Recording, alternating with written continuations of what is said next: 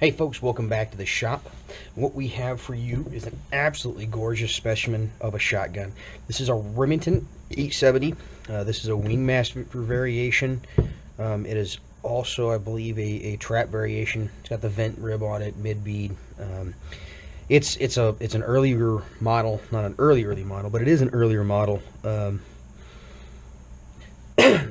It doesn't have interchangeable chokes down here on it. We are going to disassemble her, show you some pretty basic stuff on here. These things, they're another one of those guns that come apart really simply. It's going to get cleaned and put back together. And these things, see what, 1951, man, is when they came out with this thing to replace, I think, the Model 31 or something like that. It's got some parts interchangeability with the 1100s, 1187s. The trigger groups and stuff are similar to the 7600 series Remingtons, 1100s, 1187s. There's a lot. Remington uses a very similar trigger design for a lot of guns.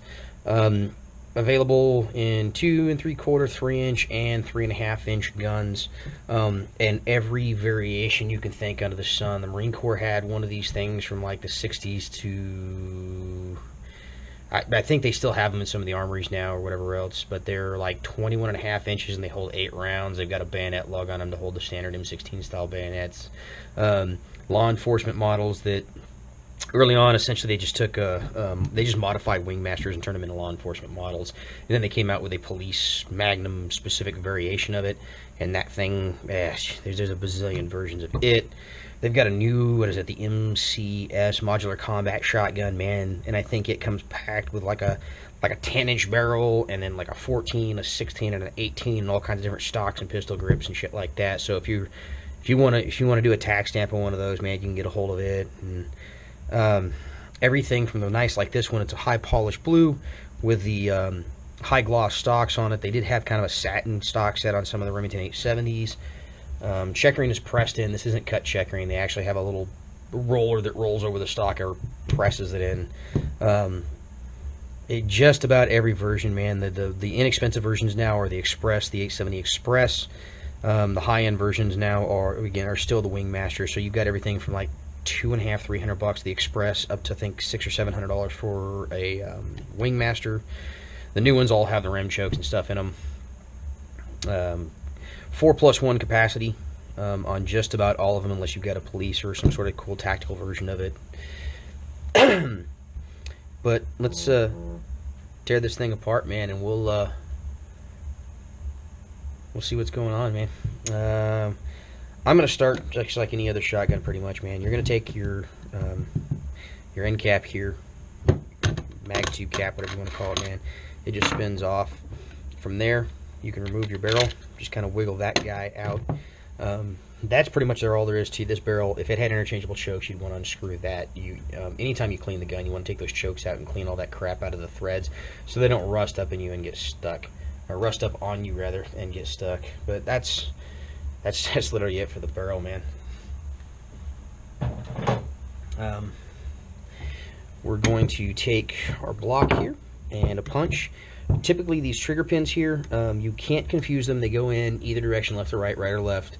The rear one is bigger than the front one, so you can't confuse them. And for most guns, they will pop right out. Occasionally you run into one that's a little stiff. Like that guy's a little stiff there, man. A little stiff. Yep, I'm gonna have to get the hammer on that. Fucking hammer time. There we go. Trigger pins. And just like on the 1100, trigger just kind of lifts right out, man. Not a whole lot to that. What in the fuck was that? Look at that. Ah, where'd it go? What the fuck? Look at that. Like a bead. Some kind of stupid fucking...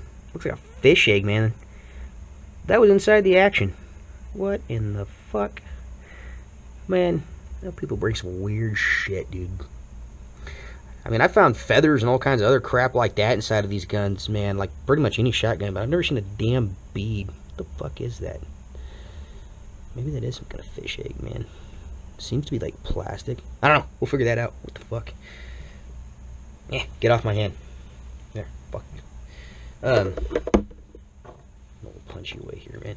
Same thing with the these trigger groups, man. Do not take this apart. Remington, man, they may even void the warranty, man, if you start dicking with this trigger group. Don't take it apart. They're a huge pain in the ass. Huge. To put back together. Just don't fuck with it, okay? There are parts that you can buy to replace certain things in here. Typically, when these go bad, I don't even try and replace parts. If it's something real simple, I will. But 99% of the time, man, I'll replace the entire trigger group. Another thing about the trigger group, I will say this. This is a metal trigger group. It's not plastic. It's not aluminum. This is steel. Or is it? Maybe it is aluminum. No, that's steel, man. This is a steel trigger guard, so it's definitely an older gun. This is blued, not anodized. No, it is aluminum. I'll bet. I don't know. You got a fucking magnet here somewhere.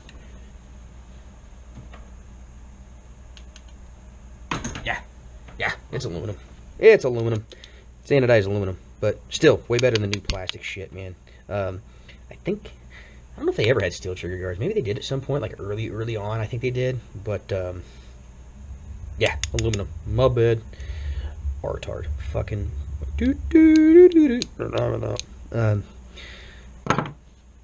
So from there, yeah, we'll do. So your bolt and carrier, all that BS there, man.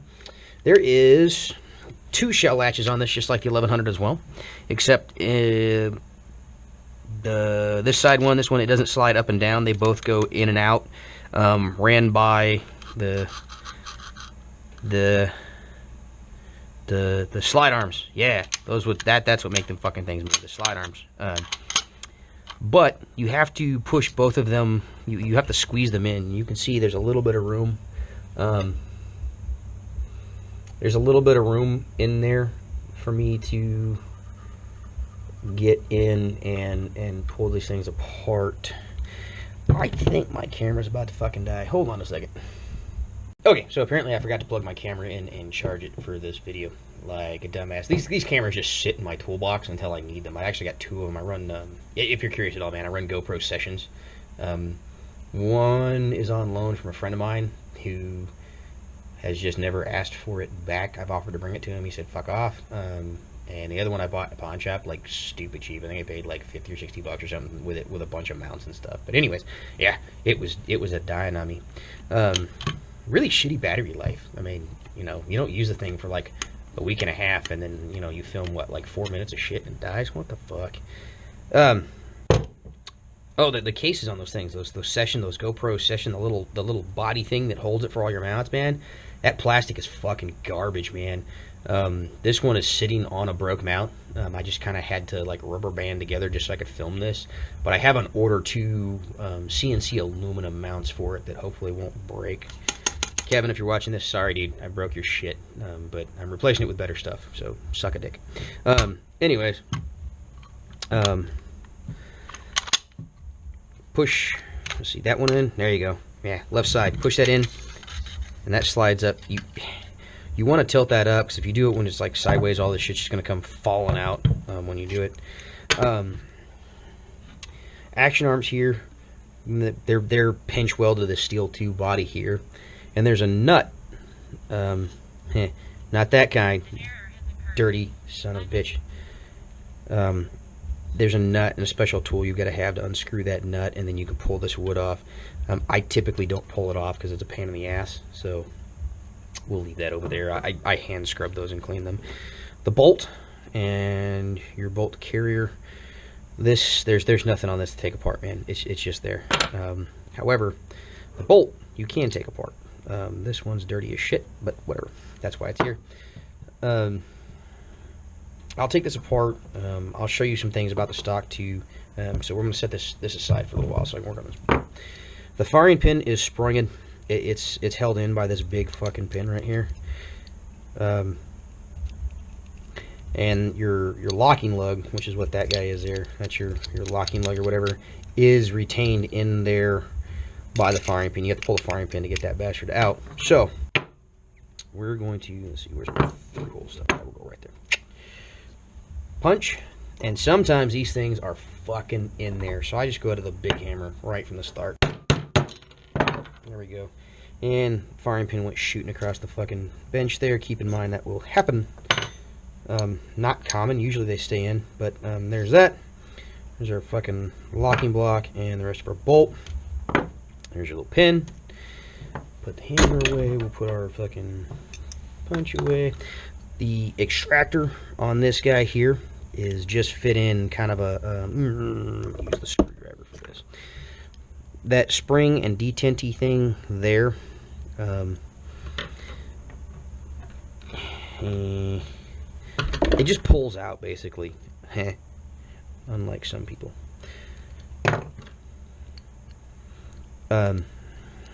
You can compress that kind of, and your extractor you can, you know, I think you fucking piece of shit. There we go. Alright, so it's started. Once you get that past that detent there, just take a pair of pliers and wiggle it the rest of the way out. There's your extractor. These things, they don't really break that often. You're more likely to see a spring wear out, but they do get dull, and you have to, there needs to be a pretty sharp edge on the end of that there to grab that brass and shit. So if you're getting extraction problems, I mean, it's not the first thing I look at, but it's definitely something you want that to be pretty sharp. And then there's just the little detent and its spring. Fucking bitch, come out of there. There we go. Well, there's the detent. Where's the spring? Spring of a thing. Put it in the sonic cleaner and then end up losing the motherfuckers. What I'm gonna do? Get out of there.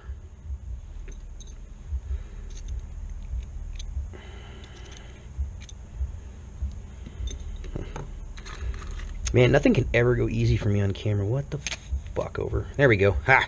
Fuck you. I win. Spring of a thing. And that's it for the bolt there, man. Push all this shit aside over here. Put you away. Fucking hammer. Away. Okay.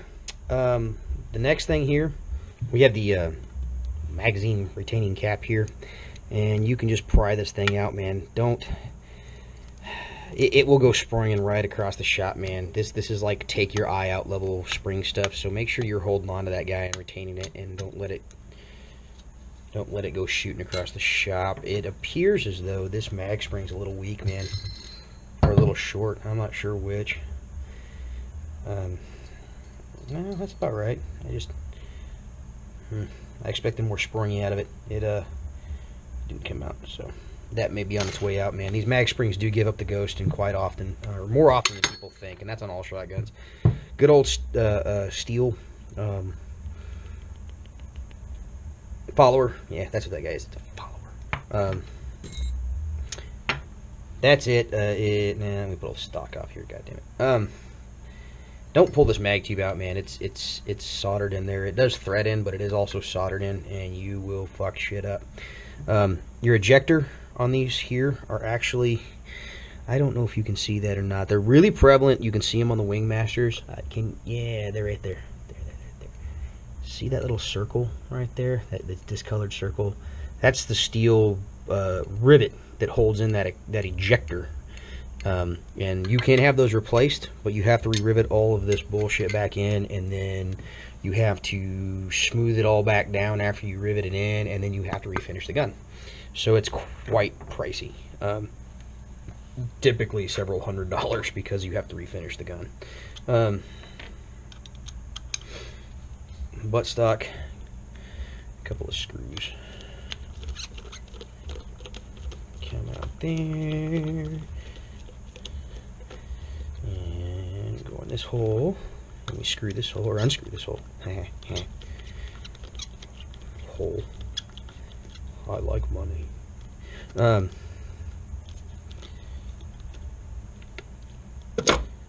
Fucking, there we go. Yeah, fuck you. So, yeah, thing comes out. Typically these Remington ones, especially these older guns, man, these things get pretty fucking hard. They used to be like really soft and squishy, and this one, same thing, man. It has a fucking cobweb in there. What the hell?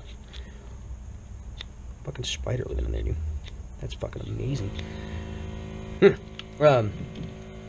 So yeah, old. I don't know what the deal is, man. There's a sticker of some sort on here at some point, man. That's the glue outline and shit. Fucking weird shit you find on these guns, man. Look at that's a cute little duck. Buttstock screwdriver. That's what we need. Is this gonna work? Of course not. Nope, that one. I gotta get an actual buttstock screwdriver. Oh, clearly I was prepared. There we go. Buttstock screwdriver. Sometimes you have to kind of vise these receivers up, and which it seems like I'm gonna have to do. If they haven't come out in a while, you can't get the torque on them. You end up having to put a. Yeah, I'm gonna have to vise this. Hold on. Okay, so put it in the vise. I actually had to put vice grips on there and tighten them down pretty damn tight to get some movement on this thing. The screwdriver, buttstock screwdriver, was slipping out of the slot. And I ended up having to kind of tap it in there a little bit, so I don't know what the fuck's going on. I wonder if somebody boogered this thing before I got a hold of it or what. That's pretty damn rough.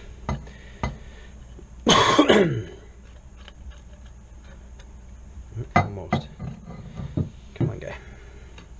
There's a lot of threads in these things, so you get kind of. There we go. So, yeah, I mean, look at that. The fucking screw's still on the goddamn. Yeah, I think somebody fucked this up once before I got a hold of it, so. And there's a lot of bullshit and rust back on here, so I just think it's never been taken out there, but it looks like somebody tried and fucked it up or something. I don't know. But it was in there. What is that? There we go. Washer there. So this little washer, biggest reason it's there is you got your little crush washer thing there, not crush washer, lock washer. And it goes up against this here in the wood. If this is not there, this screw will just keep pushing into the wood, and that's no bueno. But it's got little kind of stampings. I don't know if we can see the little teeth on it there. Yeah, okay. Let's see.